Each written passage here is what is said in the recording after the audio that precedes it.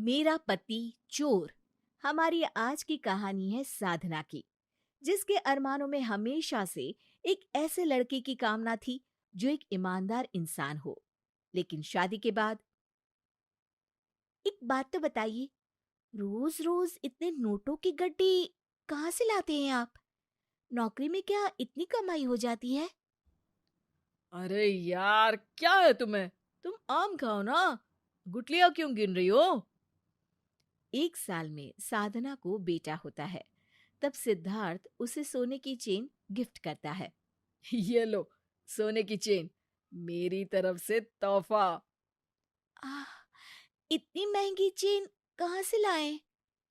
सिद्धार्थ उसे कुछ बोलता उससे पहले ही घर में पुलिस आ जाती है और सिद्धार्थ को चोरी के इल्जाम में पकड़ कर ले जाती है।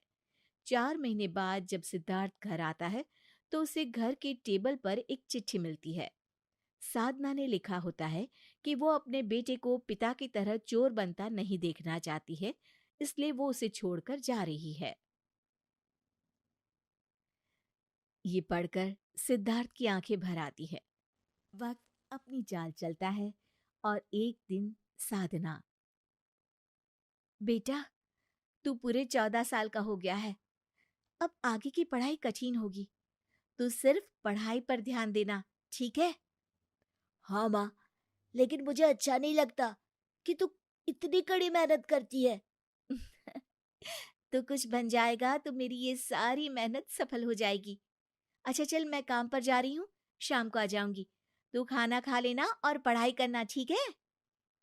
माँ के जाने के बाद वैभव पढ़ने बैठ जाता है कि तभी घर में एक आदमी आता है। कहाँ है तेरी माँ? घर का किराया 5 महीने से नहीं दिया है। आज किराया नहीं मिला तो घर से धक्के निकाल कर बाहर कर दूंगा माँ बेटे को।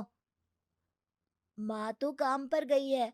1 हफ्ते का मौका दे दीजिए ना, मैं आपके सारे पैसे दे दूंगा। ठीक है, मैं पूरे 1 हफ्ते के बाद आऊंगा, लेकिन हाँ, तभी खाली हाथ नहीं जाऊंगा। या तो पैसे या तुम दोनों घर के बाहर। वैभव सोच में पड़ जाता है कि वो क्या करे, कहाँ से पैसे लाए, लेकिन कुछ समझ नहीं आता। शाम को साधना घर वापस आती है। वैभव, तेरी ट्यूशन और स्कूल दोनों की फीस भर दी है। हाँ माँ, वो तो मुझे पता है। तू किसी को पैसे दे ना दे, मेरी पढ़ाई के पैसे हमेशा वक्त पर दे देती है। चल सो जा, कल जल्दी उठकर मुझे काम पर जाना है और तुझे स्कूल। वैभव स्कूल तो चला जाता है, लेकिन वापसी के वक्त उसकी निगाह एक फैक्ट्री के सामने लगे इश्तिहार पर पड़ती है, जिसमें लिखा होता है कि काम के लिए हेल्पर की जरूरत है। अब मुझे अंदर जाना है, मैं काम के लिए आया हूँ। फैक्ट्री का दरबान कहता है। लेकिन बच्चे, यहाँ 18 साल के कम के लोग काम नहीं करते हैं। तुम तो स्कूल जाते छोटे बच्चे हो। किसने कहा? मैं 18 साल का इसी साल हो गया हूँ। वो तो मेरे पास कपड़े नहीं है ना, इसलिए ये अपने स्कूल के कपड़े पहन रहा हूँ। हाँ, देखने से तो तुम 14 या 15 साल से ज्यादा के नहीं लगते। पर कोई नहीं, मैं तुम्हें मालिक से मिलवा देता हूँ। दरबान वैभव को लेकर मालिक के पास जाता है। मालिक, जो कि कोई और नहीं बल्कि वैभव का पिता सिद्धार्थ ही होता है। ओ बेटा, तुम तो बहुत छोटे हो। अब नहीं नहीं, मैं पूरे 18 साल का हूँ, कल ही हुआ हूँ। अरे बेटा, क्यों काम करना चाहते हो? देखो, तुम्हारे माता पिता ने तुम्हें स्कूल में डाला है। वो लोग मेहनत कर तो रहे हैं, तुम पढ़ाई पर ध्यान दो ना बेटा। वैभव सिद्धार्थ की बात सुनकर रोने लगता है। मैं पढ़ाई करूंगा और पूरा दिल लगाकर करूंगा, पर सर, मुझे अभी इसी हफ्ते 4,000 रुपये घर के मकान मालिक को देना है, वरना वो मुझे और माँ को घर से बाहर निकाल देगा।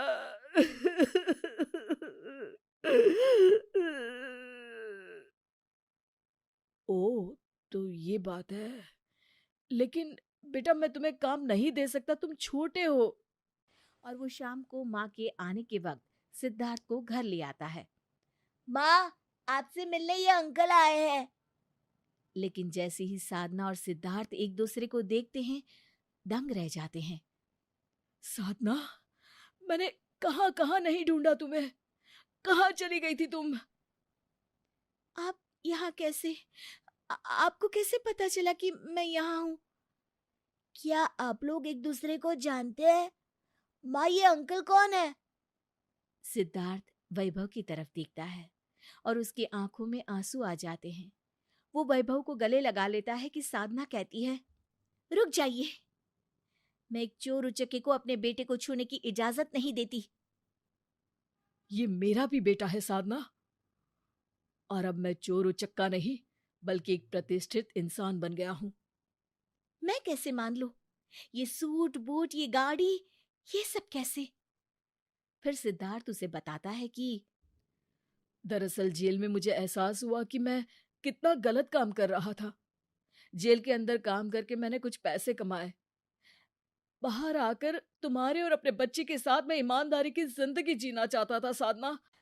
बाहर आकर तुम्हारे और अपने बच्चे के साथ मैं ईमानदारी की जिंदगी जीना चाहता था साधना, लेकिन तुम मुझे छोड़कर जा चुकी थी। मैंने उन पैसों से एक छोटा सा काम शुरू किया। धीरे धीरे पूरी मेहनत और लगन से काम को बढ़ाया और आज मैं एक फैक्ट्री का मालिक हूँ। और अब तुम भी मुझे मिल गई हो। माँ, ये पापा है। मैं इनके पास काम मांगने गया था ताकि मैं घर का किराया भर सकूं, लेकिन इन्होंने काम ये बोलकर नहीं दिया कि मैं छोटा हूँ। फिर मैंने उन्हें डराया कि अगर ये मुझे काम नहीं देंगे तो मैं चोरी चकारी करूंगा, लेकिन पैसे का तो इंतजाम करके रहूंगा।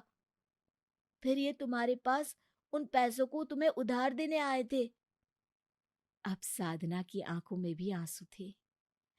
मुझे माफ कर दीजिए, मैं आपको छोड़कर आ गई, जबकि मुझे आपके साथ रहकर आपको सही राह दिखानी चाहिए थी। तुम्हारी तो कोई गलती है ही नहीं साधना।